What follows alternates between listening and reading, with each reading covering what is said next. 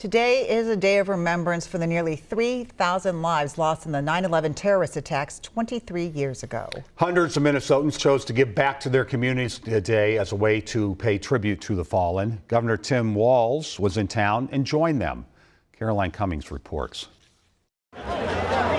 Inside Roy Wilkins Auditorium, hundreds of volunteers got to work to give back. We're all doing this together and being able to put our remembrance into action toward the better good. Alana Stimes and others at this event for the 9/11 National Day of Service and Remembrance packed 230,000 meals for local food shelves.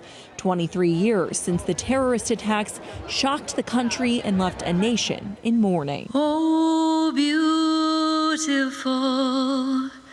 for spacious sky. On Wednesday, a special guest rarely seen in Minnesota these days, Governor Tim Walz. I picture that moment of disbelief, of horror, and for me it was a classroom at Mankato West, and students started to filter in the morning when news was happening. Walz reflected on where he was that tragic day, making brief remarks alongside Lieutenant Governor Peggy Flanagan and St. Paul Mayor Melvin Carter. And it may have not lasted as long as we'd have liked, but there was a moment of unity around shared values. There was a moment of unity about caring for one another. There was a moment of unity that we're all in this together. It was his first public appearance in the state in his official capacity as governor since becoming Vice President Kamala Harris's running mate 5 weeks ago, drastically changing his political life.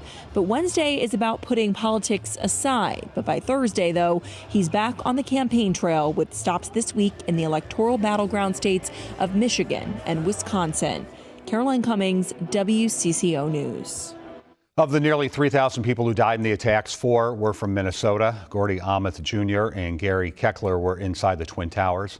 Tom Burnett Jr. was on United Flight 93 and heroically fought back against the hijackers on his plane.